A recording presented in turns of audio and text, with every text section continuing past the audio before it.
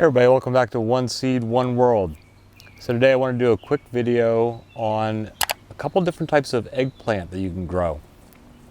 And they're not your standard that you might see like in your grocery store, like the Black Beauty eggplant that a lot of gardeners grow.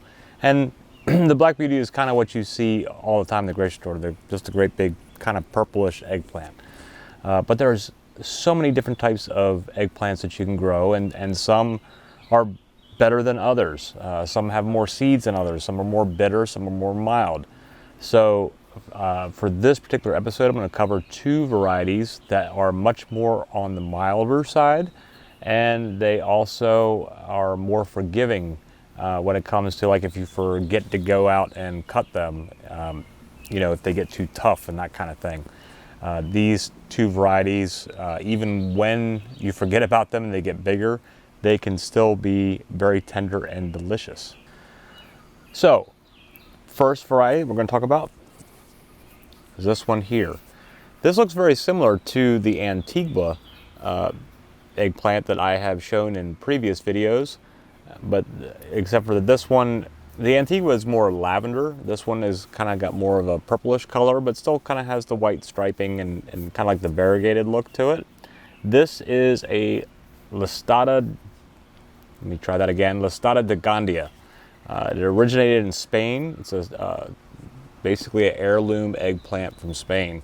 And these can be used, for multiple purposes because they are big enough. You could use them in eggplant parmesan. They can be sauteed, grilled, all kinds of things. The skin on them is very tender, and unlike the Black Beauty that I mentioned, a lot of times with Black Beauty eggplants and some of those other big purple eggplants, they have kind of a bitter taste, and a lot of people will sweat their eggplant, which is basically salting them, letting them sit for 30 minutes or so where they kind of sweat out all of the bitterness, and then you have to rinse them off. These you don't really have to do that with. They have a much more mild flavor. They don't have all the bitterness, and the skin is more tender. So, they take less work, basically. And if you are a beginning gardener who enjoys eggplant, or even maybe if you don't know that much about eggplant, or maybe are not really into it, maybe try a couple of these and see if they change your mind. The second one that I'm going to bring up is the Tung. This one is an heirloom from Taiwan. And same thing as the Listada de Gandia, the Tung is very tender, it's more forgiving, and it's a prolific plant. It'll give you a lot of these kind of long, skinny eggplant. Now, these might not work as well for, like your eggplant parmesan because they're so skinny and long, but they're great for grilling, sautés, soups, stews. I think I'm even going to try maybe fermenting some this year and doing like a fermented eggplant dish. And if I do that and it turns out, I'll film the steps and we'll do that as a future video if all goes well. But the plants will put off a lot of these, and you can pick them when they're smaller. This one I picked when it was a little bit bigger, and you see it's kind of got like the white and the purple striping on there.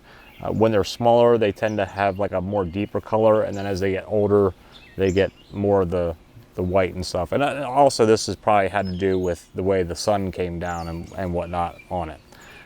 So two really good varieties for you to try if you are a new gardener or wanting to try eggplants, because from a harvest standpoint, they are more forgiving, and they also are more tender and tasty than some of your standard ones that you see in the store. And then just a couple quick tips on growing eggplant. Eggplants like a, kind of a well-drained, good fertile soil. They can handle some good compost. They do well with that. For watering, you probably want to deeply water them, but not super often. Drip lines work well with them, but if you don't have a drip line, you can water them maybe once or twice a week. Just do a good deep watering. You don't want to keep them moist all the time because then you can run into issues like root rot, but just a good deep watering. They're more drought tolerant, so if you get dry spells, they do better with that. Eggplants want full sun, so you want to plant them in an area that gets a good 6, 8, 10 hours a day of sun. and they also are more heat tolerant when you compare them to other nightshades like your tomatoes or peppers. Although peppers actually do pretty good in the higher heats, but tomatoes, you know, sometimes get a little weird when things get, or they slow down when things get too hot. But eggplant really enjoy the hot weather. You know, they do well up to like 95 degrees Fahrenheit.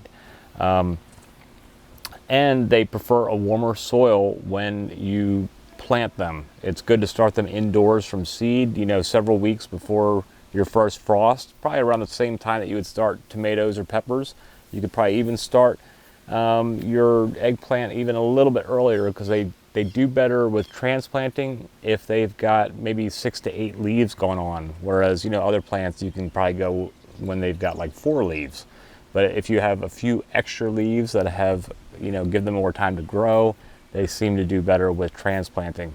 And then the soil temp, 60 degrees and above, they do better in. So if your soil is colder, it might stunt the growth early on, or slow their growth, where if you're planting earlier in the spring, where your soil temps are below 60 degrees, they might not do a whole lot for a while. And then as it warms up, they'll take off. So you know, if you can wait and put them in once the soil temperatures are a little bit warmer, then do so with eggplant, because they will benefit from that.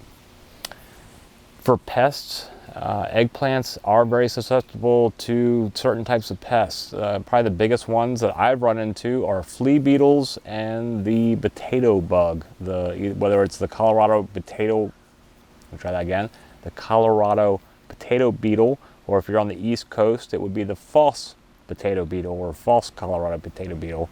They tend to lay their eggs on the undersides of the leaves, or like these little orange bunches of eggs that you will need to remove. And flea beetles look like fleas, kind of, and they will put all like these little pinholes and kind of eat the leaves away, and can destroy them pretty quickly. And I've fought them by hand, by just finding them and squishing them, and that seems to work. But if you don't have time to do that every day, you know, you could use some other organic methods like some diatomaceous earth. You can use maybe just a spray bottle with some water with like a teaspoon of Dawn dish soap in it, not the antibacterial kind, just the plain Dawn dish soap. Will help kill off some of these things. And it's kind of an ongoing battle. But once your plant gets established, and if they have good compost and they're a healthy plant, a lot of times, you know, they'll fight back on their own. You can help them with that, but most of the time they will pull through if your pest pressure isn't too over the top. And so that's just a couple things on eggplant, and some tips on growing them, and 2 varieties that are pretty awesome and pretty tasty that you can try. And again, if you are a new gardener, maybe start off with something like this instead of like the old Black Beauty standard, because I think that you might enjoy these more. You might find them easier to take care of and grow, and get a good harvest off of them. So that's it for today, but thanks for hanging out with me today.